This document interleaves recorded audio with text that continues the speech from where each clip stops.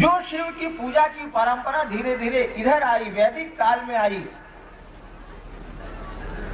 तो ऋग्वेद के बाद यजुर्वेद, अथर्ववेद, सामवेद में तो गीत है, कुछ है नहीं। यजुर्वेद और अथर्ववेद के पीरियड में शिव से जुड़ी हुई शक्ति धीरे धीरे स्वतंत्र रूप में निखरने लगी है।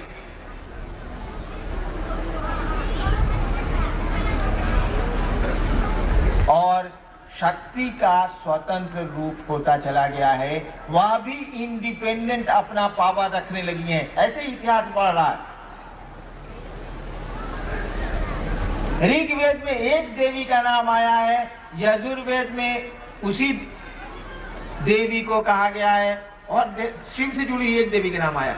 यजुर्वेद में फिर एक देवी का नाम आता है, कहा जाता है कि ये शिव की भगिनी है, बहन है। फिर बाद में उनको उनकी पत्नी मान लिया गया है। लेकिन ये शक्ति का जो स्वरूप है स्वतंत्र रूप से निखर रहा है।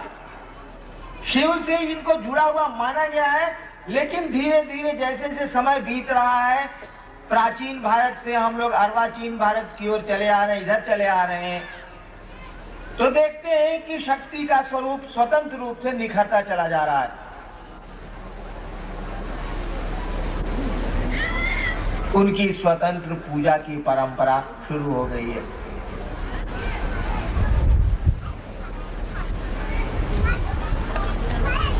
धीरे धीरे क्या हुआ कि सक्षम गुरुओं की कमी होने लगी।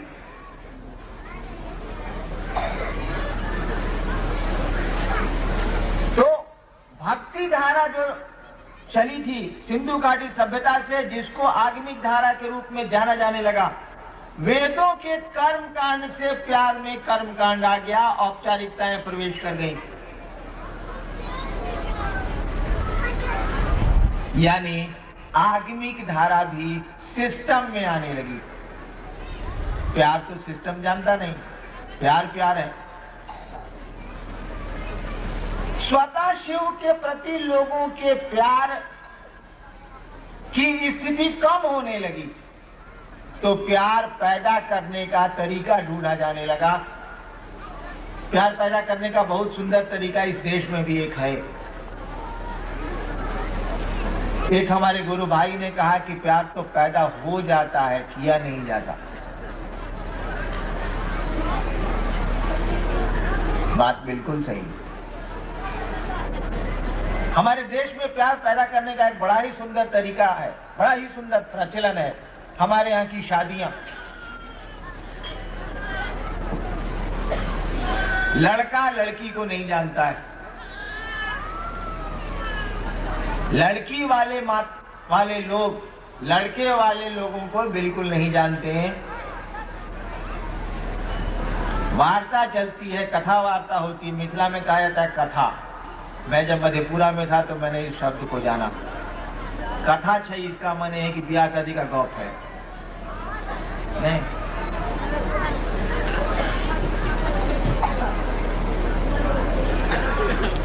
लड़की वाले लड़के वालों से बात करते हैं, शादी की तिथि तय होती है।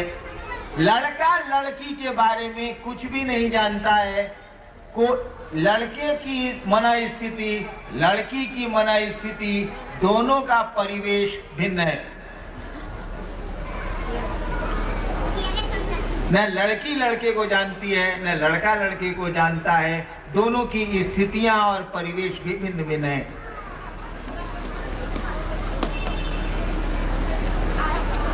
माँ बाप दोनों को शादी के माध्यम से जोड़ देते हैं।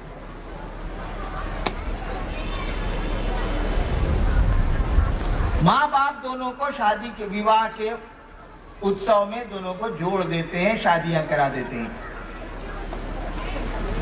और शादियां इसी उद्देश्य से कराई जाती हैं कि दोनों में प्यार पनप जाएगा और जीवन की गाड़ी चलेगी।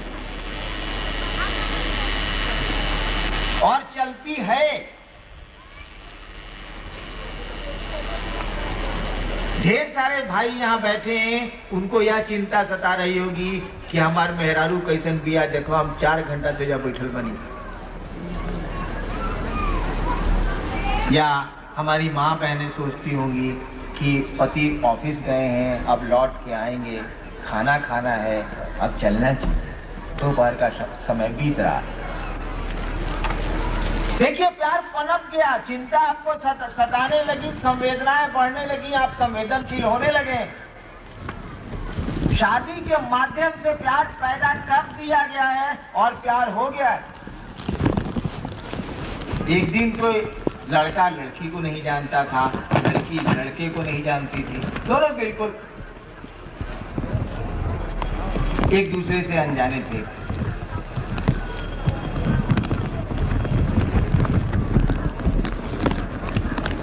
तो जब शिव से स्वतः प्यार करने की मना स्थिति में कमी आने लगी लोगों को, इसमें सहारा दिया वेदों के कर्म कांड में। वह आगमिक धारा भी कर्म कांड की ओर बढ़ने लगी, बढ़ती गई और मध्ययुगीन भारत में आके 10वीं शताब्दी तक आते आते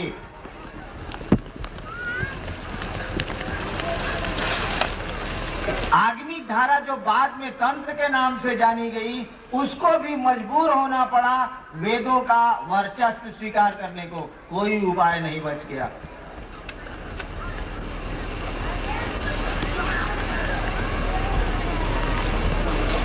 वह भक्ति धारा धीरे धीरे तंत्र के रूप में जानी गई और तंत्र में शक्ति की पूजा का बाहुल्य हुआ, उसकी प्रधानता बढ़ने लगी।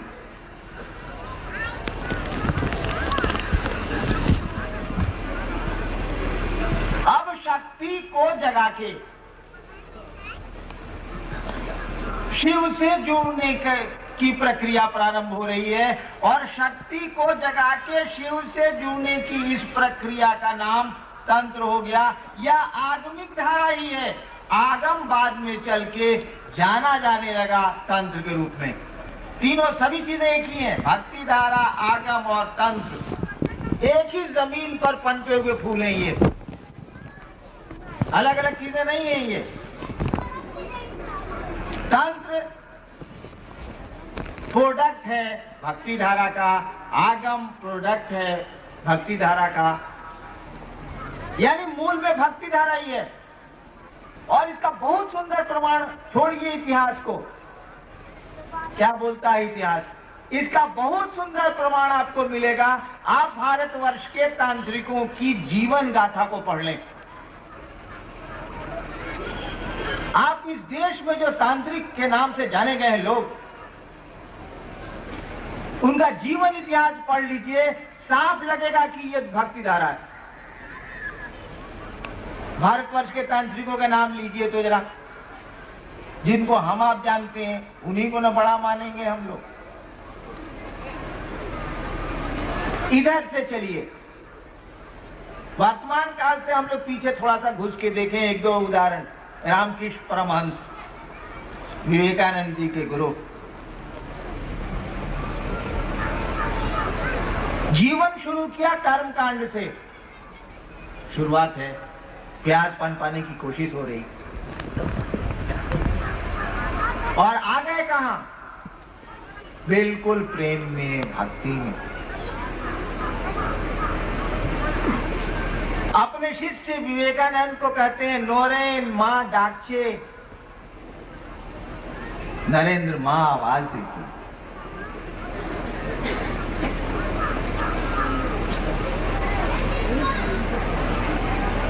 तांत्रिक की परिभाषा पहले मैं स्पष्ट कर दूं, शायद आप, तांत्रिक कहते किसको?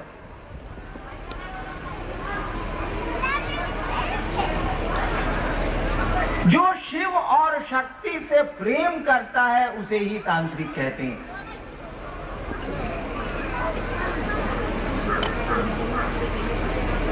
यह व्याख्या मैं बिल्कुल प्रमाणित दे रहा हूं, भारतवर्ष का कोई ग्रंथ।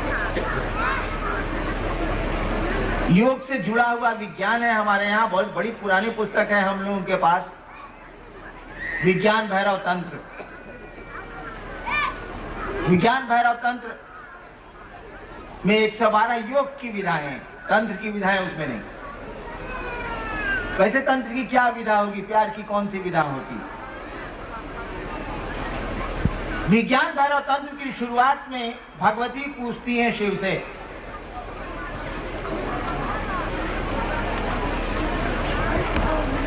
कि तंत्र क्या है? हे शिव तंत्र क्या है? ओ लॉर्ड व्हाट इज तंत्र? हे शिव तंत्र क्या है?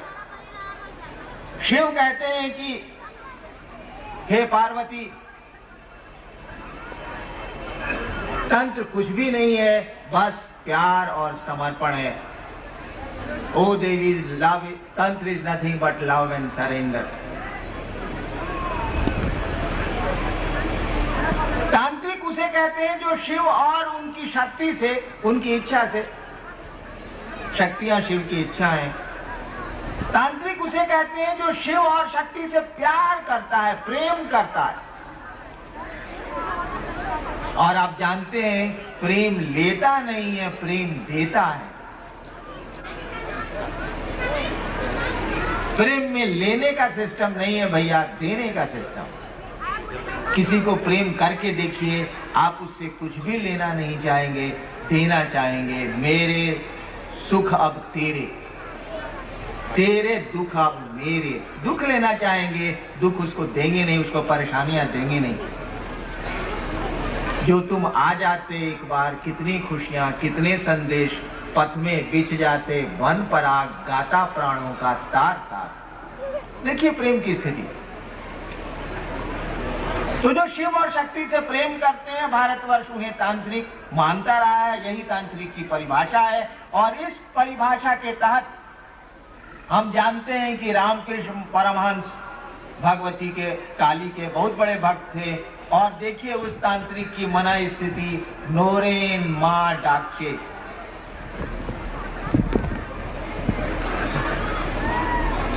चलिए दूसरे तांत्रिक को, ठीक उसी कालखंड में एक और तांत्रिक पैदा हुआ है बर्धमान में, बंगाल के राम प्रसाद,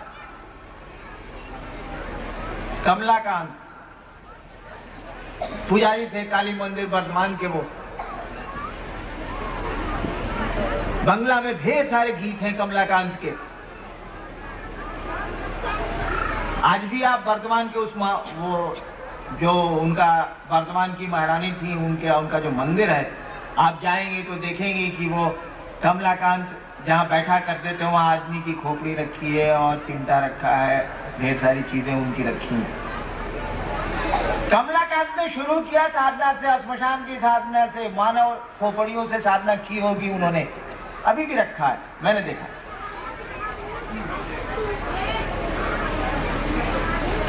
और कमलाकांत कहते क्या है?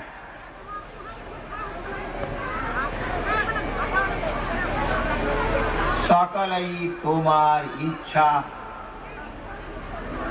सब कुछ तुम्हारी इच्छा है। सकलई तुम्हार इच्छा, इच्छामयी तारा तुमी, তোমার কাজ তুমি করো মা, লোকে বলে করি আমি। দেহ যন্ত্রে তুমি যন্ত্রী মা, দেহ রথে তুমি রথী, যেমন চলাও তেমন চলিমা, যেমন कराओ তেমন করি। देखिए समर्पण, देखिए प्यार। देह यंत्र तुम यंत्री मां, मशीन रूपी मशीन, ये देह रूपी मशीन की तुम मशीन बनो। देह यंत्र तुम यंत्री मां, देह रथे तुम रथी, जेमन चलाओ तेमन चलिमा, जैसे मन करे वैसे ले चलो। जेमन चलाओ तेमन चलिमा, जेमन कराओ तेमन करी, जैसे कराना वैसे करा लो। देखिए यहाँ केवल प्रेम है और कुछ नहीं है। पूजा के सामान में आदमी की खोपड़ी भी मिल रही है, कमलाकांत जहाँ बैठे हैं। आज भी रखी है बर्दवान के उस काली मंदिर में। और कमलाकांत कह क्या रहे हैं? कह रहे कि लोके बोले कौरी आमी, लोग बोलते हैं कि मैं करता हूं, तोमार काज तुम्ही करो मां। हे मां, सारे काम तो तुम्हारे हैं, तुम करो। अरे लोग तो ऐसे ही बोलते हैं कि मैं करता हूं, मैं कहां करता हूं। देखिए प्यार और समर्पण।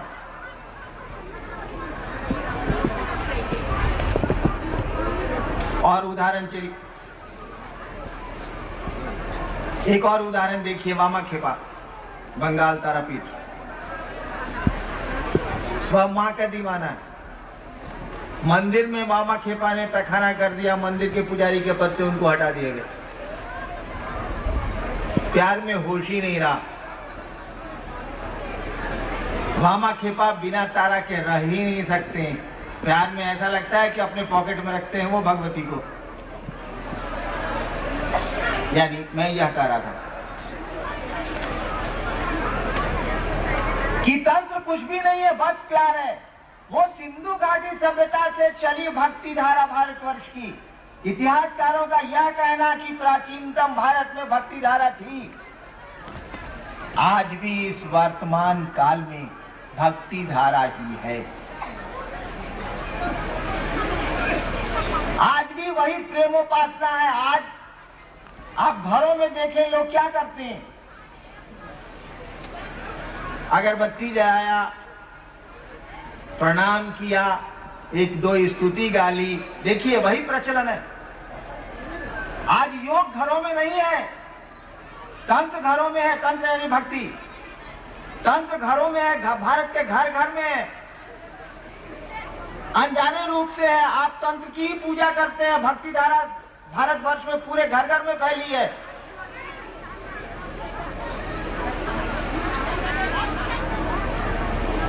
तंत्र और योग में कोई डिफरेंस नहीं, लेकिन शुरुआत में दोनों की विधा अलग अलग है।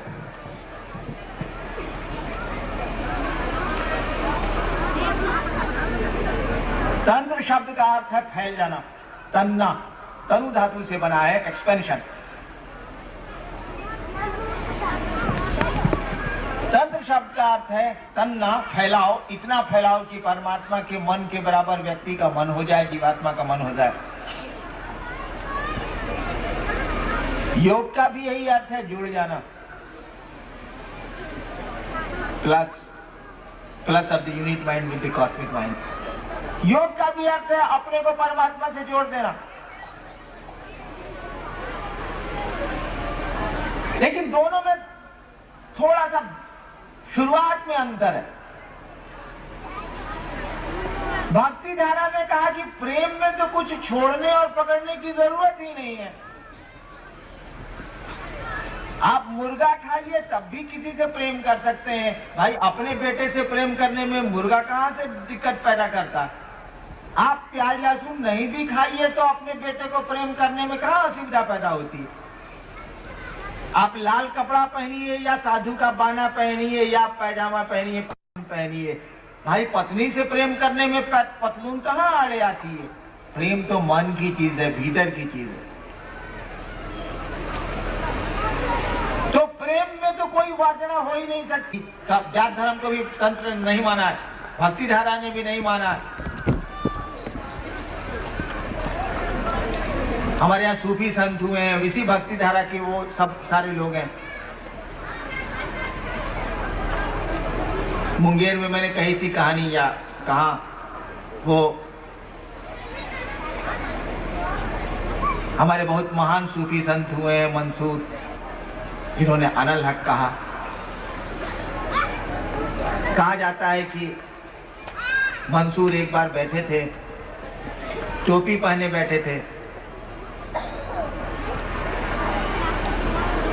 एक आवाज आई, वो खुदा की आवाज थी, रूहानी आवाज थी। वो मंसूर टोपी बेचेगा।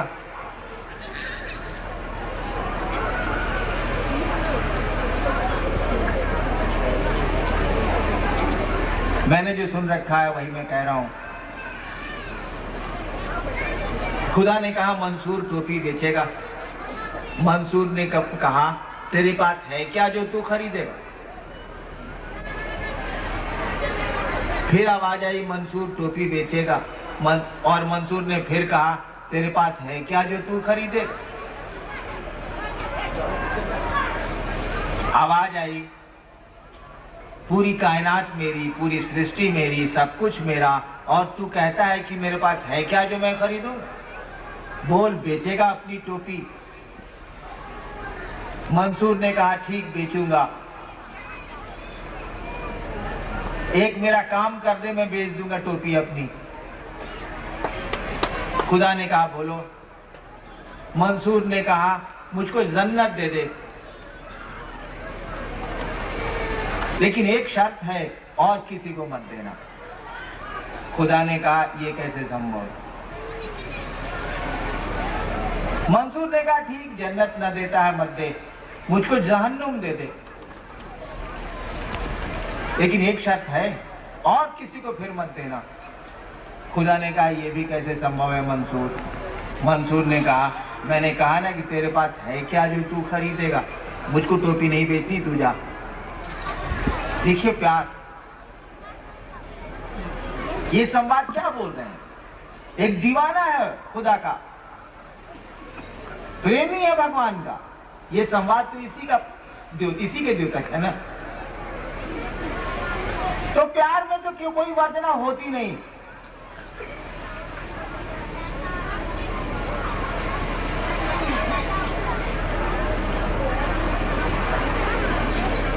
लेकिन पातंजल ऋषि के पहले कहा जाता है कि योग की विधा के जन्मदाता हिरण्यगर्भ थे। महर्षि पातंजल ने उस योग को लिपिबद्ध किया, कोडिफाई किया।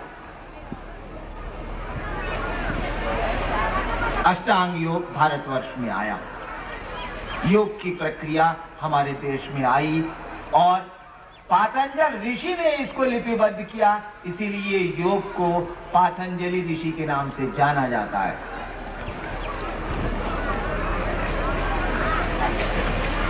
योग का पहला सिद्धांत बना कि भाई मन से परमात्मा को जुड़ना है, मन बहुत चंचल है, इसीलिए मन को नियंत्रित करो। चित्त वृत्ति निरोधा योगा। संस्कृत मुझको नहीं आती, सुधार कर लेंगे आप। चित्त वृत्तियों का निरोध योग है, यानी मन को कंट्रोल करो, ब्रह्मचर्य करो, अस्तेय करो, अपरिग्रह करो, यम नियम जो है उसके 10।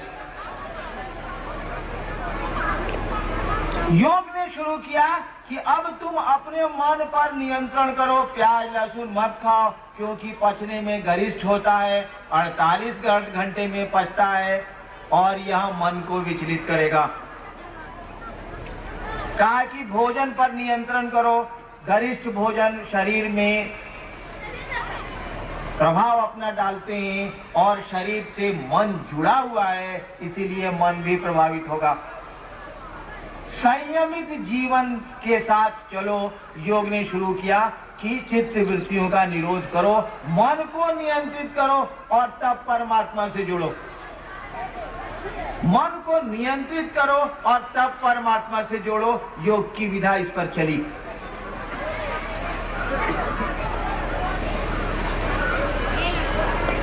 मन को नियंत्रित करके परमात्मा की ओर ले चलने की विधा योग के द्वारा आई। ठीक उसी जगह पर एक और विधा चल रही है, प्रेम की धारा। जहां प्रेम पैदा हो गया वहां मन तो स्वतः नियंत्रित हो गया। कई बार मैंने वो कहानी कही है कि एक साधु एक गांव के बाहर ठहरा था, बहुत दिनों से रह रहा था। शाम का समय था, गांव में लाउड स्पीकर बज रहा था। एक लड़का उस साधु के पास आया, कहा कि बाबा मेरा एक काम कर दीजिए। वह साधु अपने शिष्यों से बातें कर रहा था। साधु ने कहा बोलो बेटा क्या बात है। साधु उसको जानता था, गांव के बाहर रहता था इसलिए सबको जानता था वो। साधु ने कहा बोलो बेटा क्या बात है। उस लड़के ने कहा बाबा ये जो माइक बज रहा है, ये जो लाउड स्पीकर गाना बज रहा है, वहां आज एक शादी होने वाली है। साधु ने कहा मुझको पता है, उसको भी निमंत्रण था, मुझको पता है। लड़के ने कहा कि बाबा इस शादी को रुकवा दीजिए। साधु ने कहा क्यों? कहा कि जिसकी शादी होने जा रही है उस लड़की से मैं प्रेम करता हूं, और अगर आज ये शादी हो गई बाबा तो सुबह मेरी लाश मिलेगी, मैं खुदकुशी कर लूंगा। साधु ने कहा देखो मैं उस लड़की को भी जानता हूं, तुमको भी जानता हूं, उससे सुंदर लड़की से मैं तुम्हारी शादी कराऊंगा, वादा मेरा। उससे अच्छे घर में तुम्हारी मैं शादी कराऊंगा, यह मेरा वादा रहा, तुम जाओ सो। अब तो शादी होने जा रही है, संभव ही नहीं। लड़के ने कहा बाबा अब क्या मेरी आप शादी कराएंगे, सुबह मेरे श्मशान मुझको ले जाने की आप तैयारी करिए। साधु ने अपने शिष्यों से कहा देखो इसे कहते हैं प्यार। उस लड़की से इसको प्यार है और यह अपना जीवन समर्पित करने जा रहा है।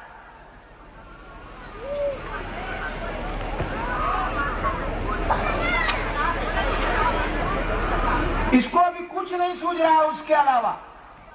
लैला मजनू की स्थिति पैदा हो गई है, मीरा और कृष्ण की स्थिति पैदा हो गई, रामकृष्ण परमहंस और काली की स्थिति पैदा हो गई। आप बताइए कौन सी चित्त वृत्ति का निरोध किया था उस लड़के ने उस लड़की से प्यार करने को? अपनी पत्नी से, अपने बच्चे से प्यार करने के लिए कौन से अपने मन को आपने नियंत्रित किया है?